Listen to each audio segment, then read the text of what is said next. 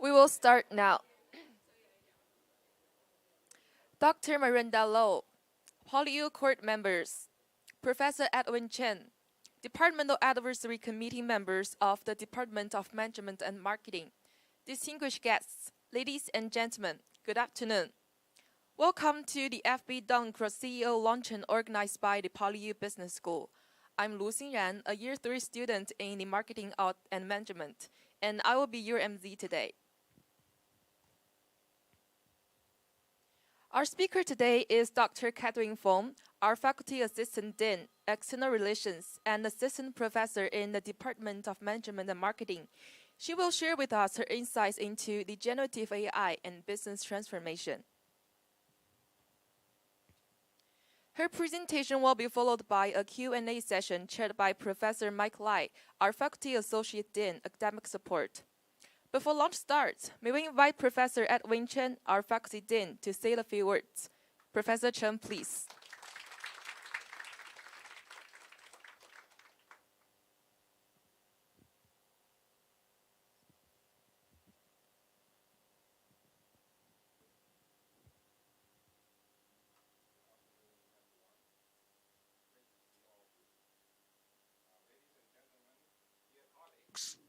And distinguished guests, a warm welcome to this luncheon hosted by PolyU Business School.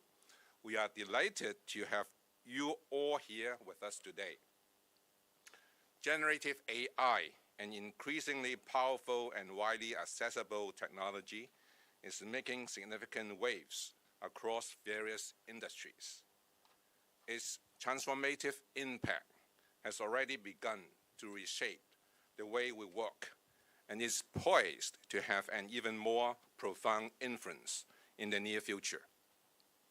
The potential for disruptive change brought by generative AI is immense. Today, our speaker will enlighten us on how organizations can effectively harness this transformative potential to drive innovation and strategic growth. Dr. Katherine FENG, an esteemed member of our faculty, serves as an assistant professor in the Department of Management and Marketing, specializing in management information systems. Her extensive research has been published in a number of top-tier journals, showcasing her exceptional contributions to the field. Her early career achievements have been recognized by the Association for Information Systems, from which she received the Early Career Award. Currently, Dr. FENG also holds the position of Assistant Dean, External Relations for the Faculty of Business, and Deputy Program Leader of the newly established bilingual Doctor of Business Administration. Before joining PolyU, she gained valuable experience as a big data analyst at Citibank. By the way, we should congratulate Dr. FENG. She has been approved for promotion to Associate Professor on the 1st of July. Today, Dr. FENG will delve into the realm of research, shedding light on how generative AI is transforming the business landscape.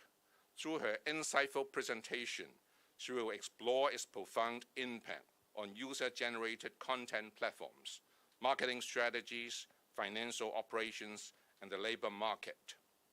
As we indulge in this delightful luncheon, I encourage you to engage in fruitful discussion and savor the intellectual exchange that unfolds. I have every confidence that Katherine's presentation will captivate your attention and stimulate thought-provoking insights, leaving you with a deeper understanding of the subject matter. Thank you for your presence here today. Let us now warmly welcome Katherine to the stage and embarking on an enlightening journey together.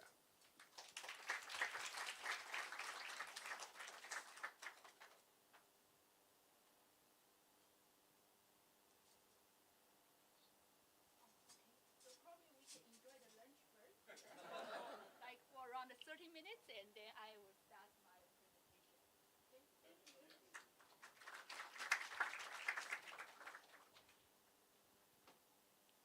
Thank you.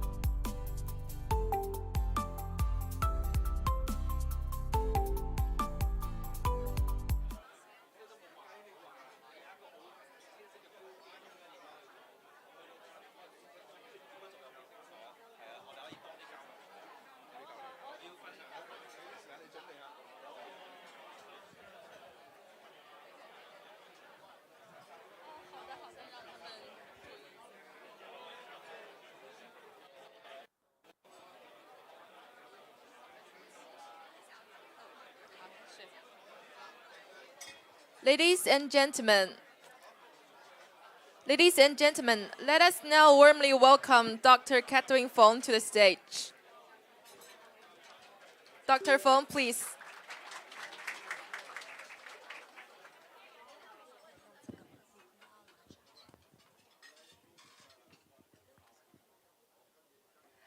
Good afternoon, our distinguished guests, core member, EVP, and my peer colleagues. Again, thank you for all of you coming to this luncheon event.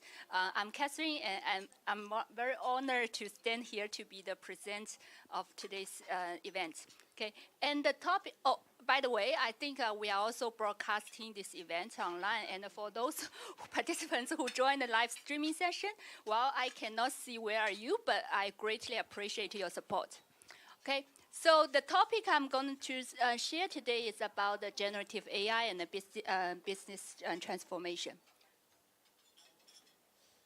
I actually prepared these slides to introduce myself, but I think just now our dean has given you a very detailed introduction about me, so I can just quickly skip this. Yeah, I hold a bachelor degree in statistics, and I got PhD in information systems, and before that I have a short period working experience at Citibank. So due to my background, my research interests mainly stands at the intersection of these three areas. And the topics I have been working on include like the social media, user-generated content, and recently I focus on the AI-generated content and the users' response and their acceptance to this new technology. And also I have several research publications on top journals and the conferences. All right, so what is generative AI? So imagine that when you call to a service center in the past, traditionally the respondent there should be a person who give you their answer based on the knowledge, and also it could be a monkey, because based on the infinite monkey theory, if you're given a monkey the infinite amount of time, and even a monkey is able to type out the entire work of Shakespeare. Okay, so but now the generative AI has made this become true and give us a more sophisticated way to generate the content. So nowadays, if you call to a service center, it's very likely the respondent is a chatbot, which has been trained from a massive amount of data and can generate human-like language. Okay, so let me clarify some terminology here. So first of all, the AI stands for artificial intelligence. It's a kind of broader concept, and it includes different like algorithms and technology. And normally we can use this algorithm, for example, to make a prediction to detect if a transaction is a fraud, or to predict a customer's the customer's credit score. Okay, so the generative AI is a subset of the artificial intelligence, and to generate the new content. So the output of the generative AI could be text, image, audio, or even the video. Okay, and then what is ChatGPT? So ChatGPT it starts from the large language model. Okay, and it essentially is a chatbot, and it's a product developed by OpenAI. So here, the GPT stands for the Generative Pre-trained Transformer. And based on this architecture, it can generate human-like content. And this slide shows us the landscape of the generative AI application with a focus on different types of the outputs. So, for example, you can see the main function of this generative AI is to generate text, right? So, and it can be used for marketing, like email writing, or the general writing or note-taking. And in addition, the generative AI can generate the code and to help like the software engineer to facilitate their work productivity. And in addition, the model type can also generate the image to be used for like social media, advertising, and art design. And in addition, we have the speech generation, the video generation, and recently the technology innovation focus on the generation of 3D space to create the virtual world. Okay, so and more applications can be extended to the other domains like the gaming, the biology and chemistry and so on. So in the next few slides, let's just quickly go through several examples of generative AI. So let's start from the GPT, okay? And the first version of GPT was created or released in 2018 based on the transformer architecture. And the 3.5 version, okay, it was released around the end of 2022, has captured the most significant attention worldwide. So you can see it just takes OpenAI 2 months to reach about 100 million users. But in comparison, Netflix spends around 18 years to achieve the same amount of the user base. And the most recent version of GPT is GPT-4o. Here, the O stands for Omni. Here, I prepare a short video demo to show you how does this GPT-4o work. So basically, it's a video that's here. In this video, the father asked GPT-4o to teach his son a math problem. So let's just quickly look at this. Let's look at the problem together.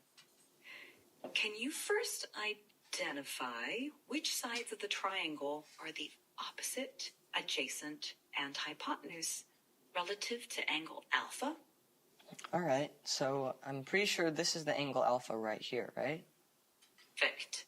That's correct. Now, looking at the triangle, which side do you think is the hypotenuse? Remember the hypotenuse? I'm not totally sure. I think it might be this one, but I really am not sure. This side AC? You're close. Actually, side AC is called the adjacent side to the angle alpha. The hypotenuse is the longest side of a right triangle and is directly opposite the right angle.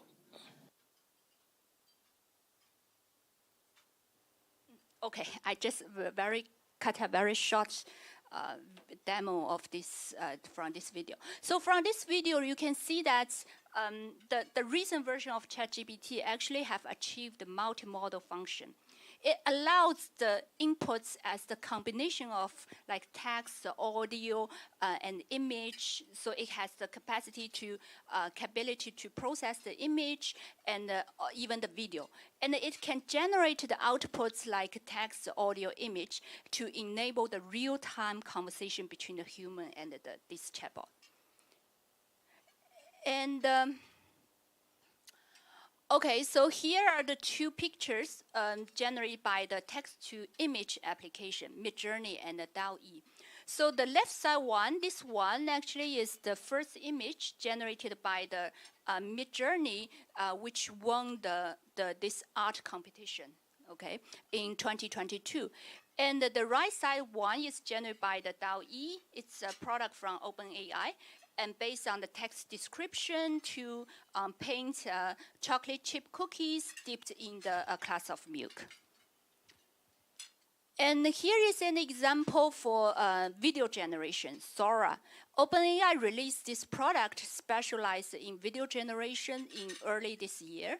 And the model can generate like up to 1 minute long video based on the text description. Here we call text description as the prompt. So the prompt, you can see this is the video from the prompt to show a stylish woman walks down a Tokyo street.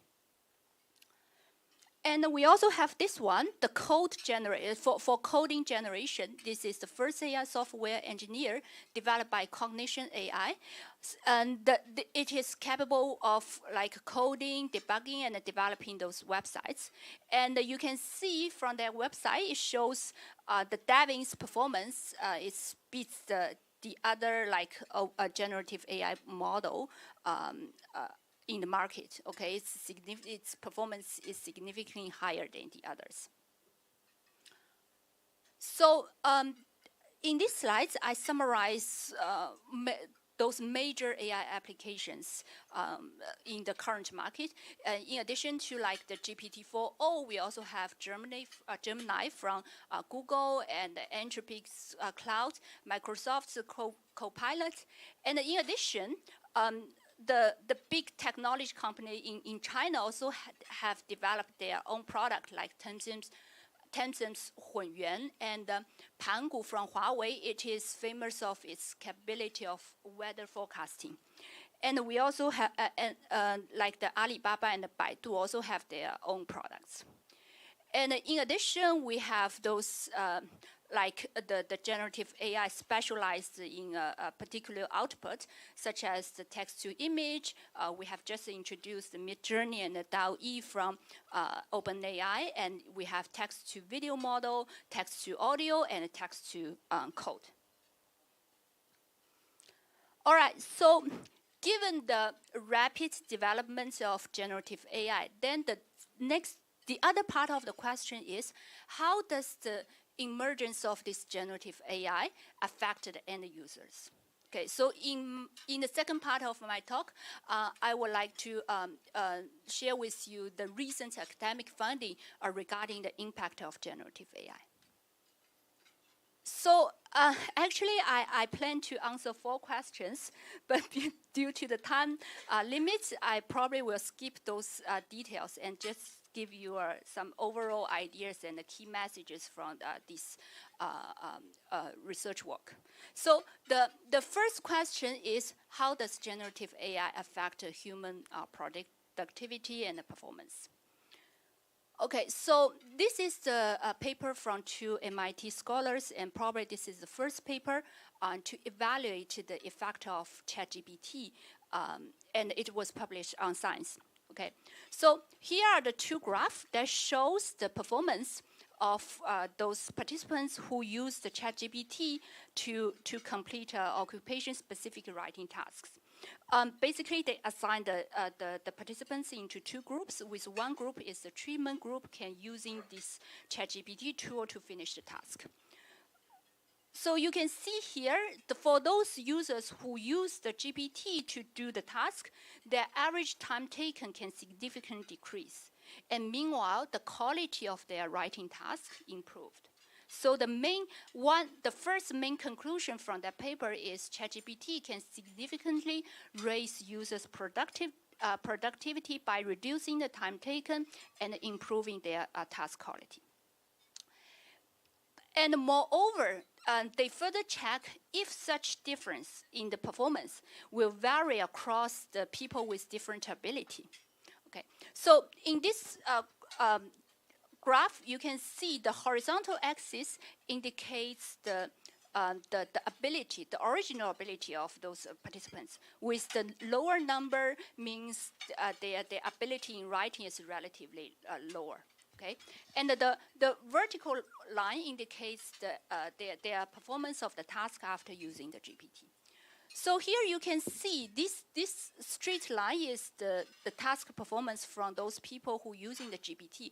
You can see using GPT can flatten the slope of users' performance across different level of ability.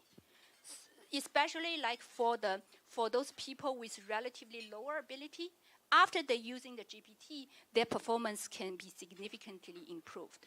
But this effect may not be very significant for those people originally who have a higher ability in writing. So the second major conclusion from that paper is the use of generative AI helps reduce the equality across people with varying abilities. But is this always true? So let's just hold this question for a while. And in addition to ChatGPT, some other scholars also examine the effect of those text-to-image generative AI applications, such as the Midjourney.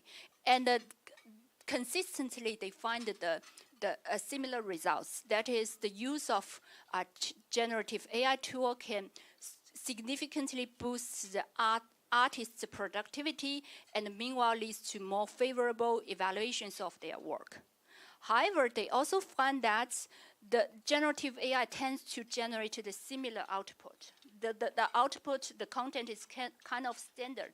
So the average novelty of the artwork actually declines. Okay, so here is another study. They evaluated the effect of ChatGPT with a focus on the way the human collaborate with this tool and your original expert in that domain. So here the authors identified two general mode of collaboration. The first is called ghostwriter. So basically in this mode, the LLM or the ChatGPT will dominate the content generation process. So like people completely rely on the generated output and use these contents completely. Okay, and the second mode is called sounding boards, and here the human generated the content first, and after that they ask the help from ChatGPT to further polish the content. Okay, so these are the two modes, and after they generated so in this paper, the authors ask participants to generate the advertising content of a product using these two modes.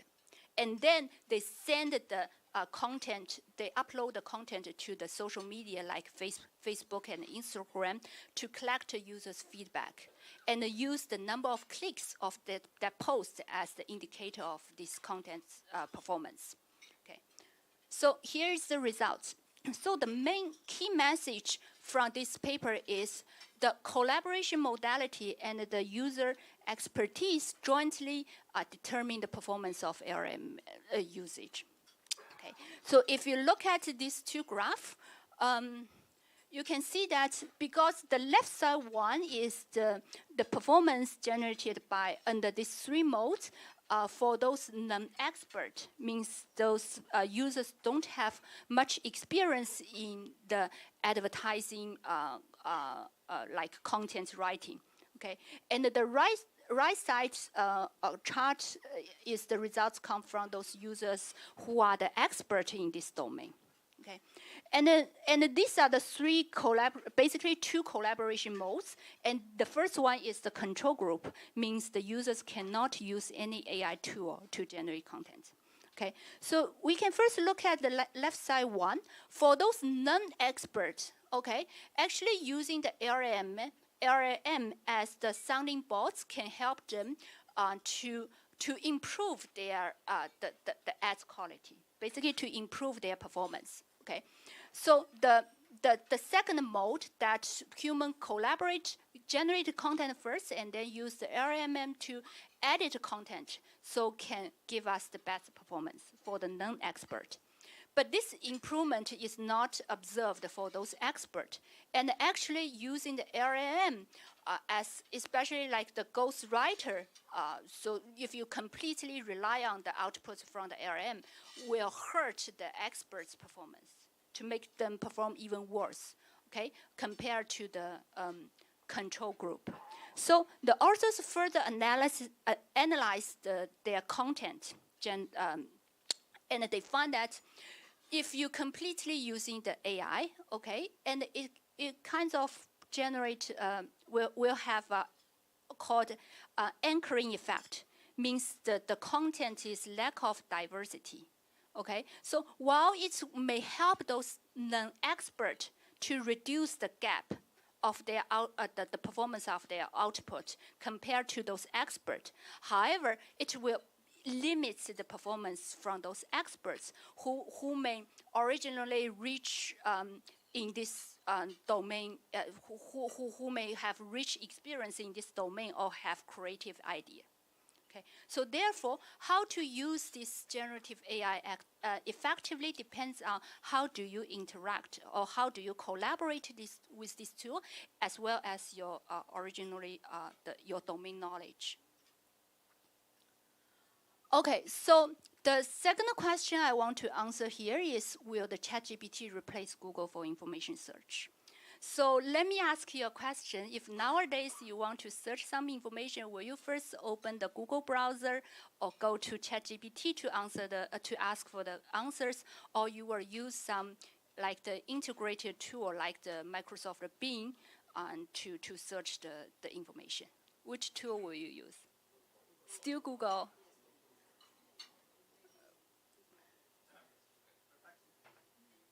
Which one? Oh, Perplexity. So that's the one that combines both tools, right? Okay, so for me, I think this answer should be depends. Hello. So you can see here is the news. The Microsoft integrated GPT into its Bing in early last year. Okay, and after this integration, you can see the Bing, which is illustrated by the purple line here. Okay, the traffic increased significantly from February to March after their release, while at the same time, the Google traffic declined by nearly 1%. Okay, I think you all know that even a small change of this traffic on the website that will largely affect the revenue change in the advertising, right? So one of my research projects aims to answer this question, and we made a comprehensive comparison in terms of the user performance as well as their experience in information search by comparing the large language model, which is ChatGPT, and the traditional search engine represented by the Google. And we conducted 2 experiments to check the different tasks and conditions. And we also used the API to build these 2 tools to replicate the interface and the functions of ChatGPT and Google so that we can collect the data about the user search behaviors from our server. Okay, so let's look at the difference between these 2 tools. Okay, there should be a lot of difference between the ChatGPT and the Google search. Here, our focus is on the way people use them to search and the outputs. So you can see here the ChatGPT, usually it provides the query in a conversational way, okay? But in comparison, to use Google, we first need to formulate what's the keywords to be used for that search. Okay, and Google will generate matching results. And for ChatGPT, usually after you ask a question, it can provide you the organized response in the complete sentence. That just give you the answer directly. But for the Google, it presents users with a list of the websites, the links.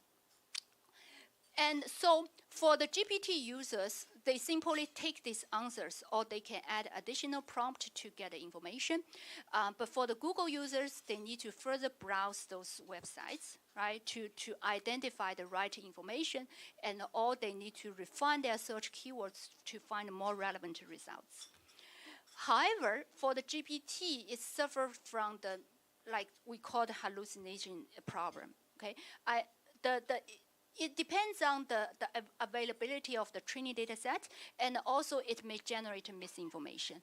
I actually read a report recently. It evaluates the hallucination problem from GPT and mentioned that currently with the information generated from GPT was still like 20% of the information from the GPT are hallucinations. Okay, so this is still a very big ongoing issue that needs to be solved. But for the Google, it has more control about its results. Okay, so here are the key findings from our paper. Overall, we asked the participants to do 5 tasks. Okay, so in the first task, it's a basic information lookup. We just ask the participants to answer a very basic knowledge which is commonly available from the training data set to tell us what's the first woman to travel in space.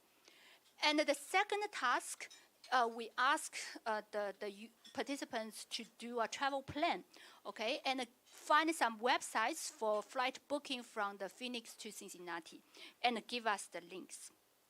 For the Task 3 and 4, they are fact-checking tasks. So basically, we fabricate some numbers and details from a news, and we give the participants several statements and ask them to indicate if they are right or wrong. If it's wrong, please give us the evidence.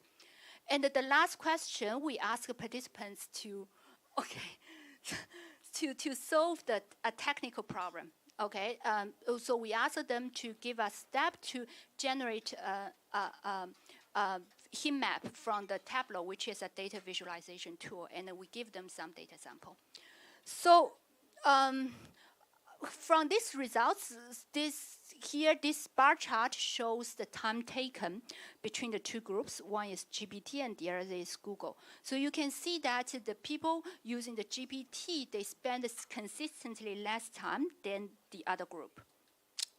And if you look at the performance of these tasks, okay, overall we don't find any significant difference. And the ChatGPT, but in this sense, the ChatGPT still have its powerful advantage. That is, it can significantly reduce the time of the users by saving around 65% of time while maintaining the similar level of overall performance, okay, compared to the Google. However, but if you look into the specific task, you can see the performance are task dependent. Like for the first task, GPT, so here the bar shows the difference between the GPT to Google. Okay, so if it's above the middle line, means the GPT has a better performance. If it's lower, means the Google has a better performance. So for the first task, GPT definitely is better, and actually we find all the participants got a full mark from GPT. However, if they use Google, we check the results. While Google also lists the right link, right website to the users, but since the users need to further browse the website, and there are different names in that website, so people may mess up and make the errors in their answer. And for the second task, the flight booking, and we know that Google is capable for its like the link. That's the key strength from Google. So the performance between these two tools are almost the same. But we actually check those details. If the website can point to the right destination, that means from the Phoenix to Cincinnati, right? If we use this criteria to evaluate performance, Google is better. Okay, ChatGPT can only provide a general website, but cannot point to the specific destination. For the last task, the technical problem, still ChatGPT works better because ChatGPT is good to summarize, give you a summarized answer to relatively complex problem. And but however, we observe that for those two fact-checking tasks, so the performance of GPT is consistently lower than the Google. Why does this happen? We actually, in our study, we try to figure out the reason. I just summarize them here, and we found that when people use GPT, they tend to simply copy and paste the answer there. Okay, they are reluctant to verify the information, and also we find that they for those who have a higher belief of the output accuracy, usually the performance of if they use the GPT is lower in the fact-checking task. And also this natural language conversation feature will make people easy to engage with this tool. So will make them to be lazy to further check the information. And then they just simply over-rely on the answers provided by the GPT. So we actually also examine if both tools are available for user to choose. How will they choose between them? Our main conclusion is that both tools can generate more stable performance, but the time spent is kind of sitting between of the GPTs. GPT still have the least time, okay? But if you use both time, the time will sit in between. And actually, we find some interesting results. That is, if you add the additional tool, okay, when both tools are available, Like for this task, the both tools' performance is similar with Google, and for the other one, the both tools' performance is similar with GPT. So you using an extra tool actually cannot bring you the additional the value in your performance. Okay, but after we further check their search behavior, we find that actually humans are very smart. Okay, so they know which tool is more appropriate for what kinds of task, and they can strategically use the more appropriate tool to optimize their search performance.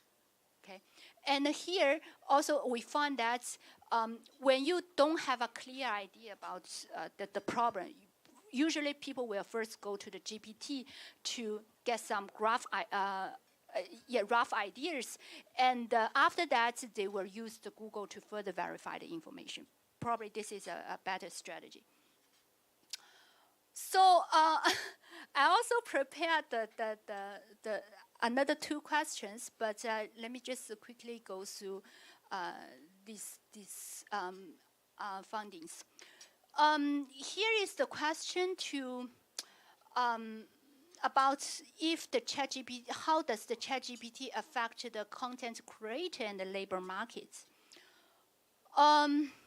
So this is the results from the paper, like people compare after the release of ChatGPT, what's the impact of those posts online on these two platforms? This Stack Overflow is a pure knowledge exchange platform with a focus on the programming knowledge, okay? And Reddit is like an online forum with social networks. And you can see after the release of GPT, the posts volume from this knowledge exchange platform significant drops. Okay, but in comparison with the online forum with social networking functions can still engage the users to contribute to the discussion. And also the other paper find like similar findings shows that for those on the online freelance market, okay, especially for those content creators, after the release of GPT or those image-based generative AI tool like Midjourney, it will reduce the employment and their earnings of the freelancer. So I think this is an interesting paper I would like to share with you. It is a paper from the OpenAI researcher. Okay, the title is GPT are GPTs. So the second GPT here means the general purpose technology. So basically, the authors here wants to argue around 80% of the workforce in the US have at least 10% of their work affected by the introduction of ChatGPT. Okay, they use the occupational data from the US economy and try to evaluate the rate of exposure to the GPT across different occupations. And here is a table shows actually not all the people from the different occupations, they have the same chance or incentive to use GPT. So they divided the job into 5 categories, and with their so their the income of these jobs ranging from the lower to the higher level. Also, the background, the education required is from lower to the higher level. Okay, so basically you can see those occupations or the group of people with relatively higher income and with higher education background, they face greater exposure to LLM. So that reminds me, yes, basically the groups who are sitting here. So that reminds me a message that I saw from the Twitter a few months ago. So what is the biggest problem of AI? Wrong direction. We want the AI to do the laundry and the dishes so that I can do the art and the writing, but not for the AI to do my art and the writing so that I can do my laundry and the dishes, right? So seems like now the people with relatively higher knowledge, education background, they created the ChatGPT, and also they are the group with the higher chance to use the GPT, and very likely, probably some of them will be replaced by this LLM model. Okay, so the last question here, I just want to touch a little about the emotional intelligence of the generative AI, because that can help us to have more comprehensive understanding from the emotion, another perspective. So here is the paper from Pinus to check if the AI can help people feel heard or understood. The answer is obviously yes, okay? So in this paper, the author manipulated two conditions. They generate the response from either people or the Bing chat. And the other condition is they let the participants know this is the response from either human or from an AI, okay? And the results is, yes, the AI generated response demonstrate a better emotional intelligence. So basically, people feel more understood and more heard if they read the response from AI than the response from generated by human. Okay. However, if the if those recipients they know the response is from AI, then they will devalue the response. Okay. Why does this happen? So think about, like, you have a girlfriend who's very empathetic and can understand you very well. But if you know that this girlfriend can also be shared with many others, how do you feel? This is just like the AI identity, right? So if you know the response comes from AI, it means that not only you, but also many others can have the same experience. But human like those like unique or exclusive care and attention, right? So that will discount the emotional support from the AI, okay? All right, so let me summarize the key takeaway here. So basically, I try to answer 4 questions in this presentation. One is, how does the generative AI affect human productivity and performance? So the answer is, definitely the ChatGPT can help people to improve their work productivity to reduce the time and meanwhile improve the work performance overall. But since the output is to some kind of standard or similar, so that will hurt the content novelty. And the performance depends on how do you interact, collaborate with this tool, and your expertise in that domain. And for the second question, will ChatGPT replace Google for information search? The main conclusion from our paper is ChatGPT can be a surcharger, but not a replacement. Okay, so it depends on which kind of task and what's the stage of the task you want to do. But if it's at the initial stage, probably ChatGPT can give you more like idea brainstorming. But if and after that, we need to use the Google to do the verification. And how does the generative AI affect the labor market? So generally, it have the negative impact to the online especially to the content creator and online freelancer. It will reduce their employment opportunities. And meanwhile, for those the people with higher income are more likely to maybe face the challenge or job security issue from this LLM or generative AI technology. And for the last question, I think currently the AI can already demonstrate the effective emotional intelligence.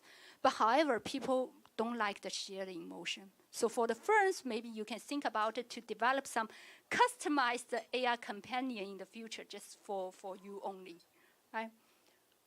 So, okay, so I would like to use these slides to end my presentation. What will the future of what would the future of work look like? Okay, so this is the picture comes from the McKinsey's report, and they identify 4 categories that can benefit people most in the future.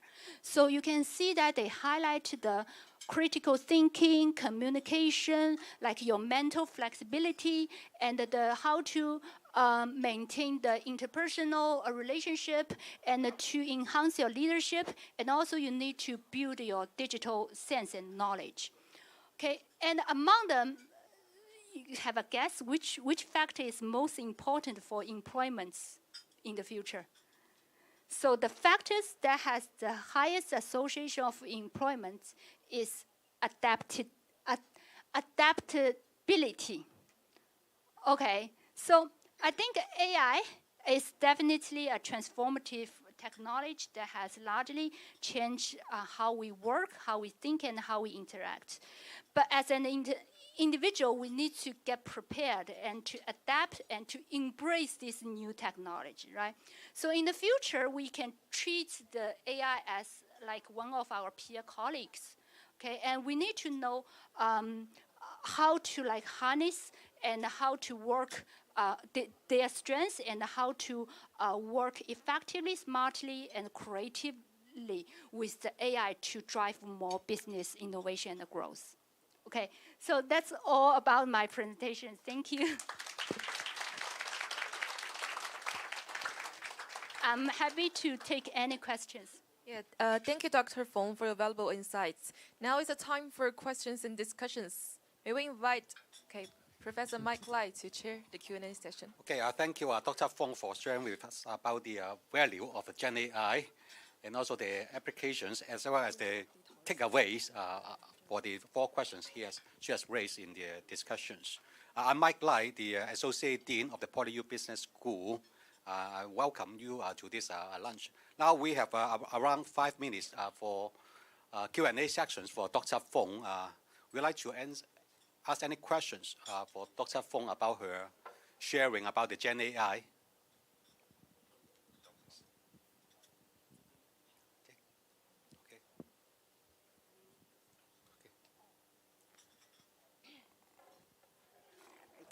So we have around 5 questions for 5 minutes for Dr. Feng to answer your questions about the GenAI and the application in business.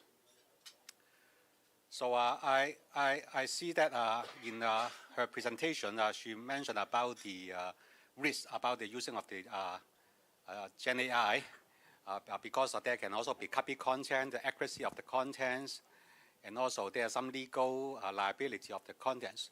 So what do you advise us to reduce the risk of using GenAI in business applications? Yeah, thank you for the question. I think this is a very important issue. As I've just mentioned, actually the hallucination from generative AI outputs is also very severe. We have around 20% of the information is the misleading ones. So I think so let's say if at the individual level, as an individual user, we need to be aware of this issue at least, right? So we cannot simply take whatever the outputs from the generative AI. And especially it depends on what kind of task you want to do. If like this is a research paper, we definitely need to be more rigorous. And we need to further verify, okay, if the information suggested or generated by the GPT is really true, right? But I think at the business level, maybe the managers needs to think about after like you launch a GPT or LLM project. So you need to think about like what's the monitoring or regulation process you can build here to like, for example, the make and checker process to make sure the delivery from the GPT is reliable. Okay, so we need to verify the data and also check the accuracy and also to minimize the risk when using about the GenAI. So any questions from the floor? Yeah, please. Thank you for the presentation, Dr. Feng. It was very, very good. The comparison between ChatGPT and Google, you use Google as a standard measure, and that's based on the assumption that all of the information that Google presents is correct. which may not necessarily be the case because Google tends to be very mainstream in terms of the information and the sources. I'm just wondering whether ChatGPT could possibly challenge Google in that it can be more of a critical thinker, so that maybe it can access non-mainstream information that could possibly challenge the information that Google uses. So I'm just wondering whether ChatGPT could actually become better than Google because it is more critical in terms of analysing the information that's out there and not necessarily relying on mainstream information, which can sometimes be distorted. Thank you for your question. I think you raised a very good point, is even the results from the Google may not be reliable sometimes, right? But because based on our study, we look at the overall level of the performance. So I think that the ChatGPT also faced the issue is the time of the training data set, the limitation of the training data set. Because Google can incorporate the most reasons, like those events, the news and the information, and to generate the outputs. But for the ChatGPT, the outputs largely depends on the availability of the training data set. So I think we cannot say one tool will dominate the others or completely replace, because each one so far, I think it has its own advantage and weakness. Like for ChatGPT, maybe it's good at like providing those summarized answers, okay? But it may not give you the most timely information due to the limitation of its training data set. So instead, the Google may have more flexibility to incorporate the reasons, the news and the information, but it requires more like the efforts or cognitive, the cognitive efforts from the people to further like browse the information from the Google to get the answer. Thank you. So we can take one more question, please. Thanks for sharing. I wonder further at the end of the questions this gentleman has raised, can I assume that the current data set used by ChatGPT is more Western-based? It can incorporate those Chinese-based culture information into the output. So in terms of the quarter outputs, it really depends whether we want to get a more Chinese favor information rather than Western favor information. Am I correct to conclude that now?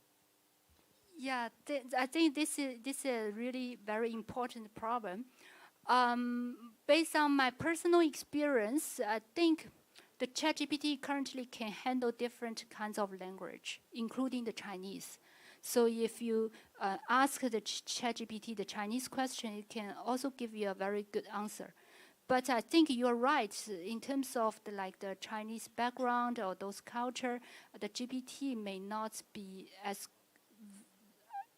that good, or maybe due to the limitation of the data sets. So that provides the room to our Chinese company to create to create a Chinese version of LLM, right? Like for Tencent and or for all those big technology companies, they are currently actually compete for this market. Okay, thank you very much. Okay, due to time limits, I'm afraid we cannot take further questions. And now we conclude about the sharing session with Dr. Feng. Now I pass back the time to our MC. Thank you. Thank you, Professor Lai and Dr. Feng. Please stay. Yeah, please stay, Professor Lai and Dr. Feng.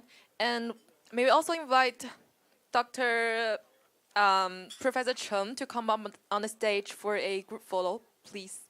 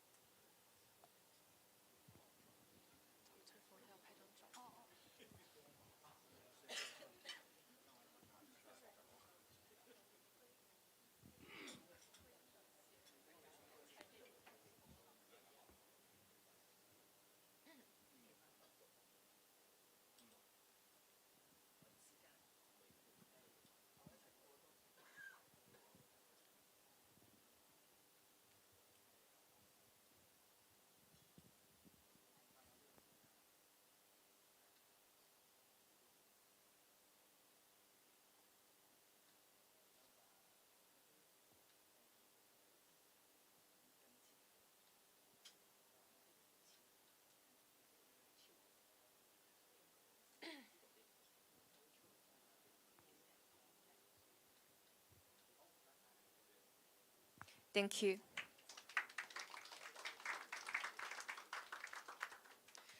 Ladies and gentlemen, our luncheon today has come to an end. Once again, thank you for joining us today, and we look forward to seeing you at our future events. Thank you.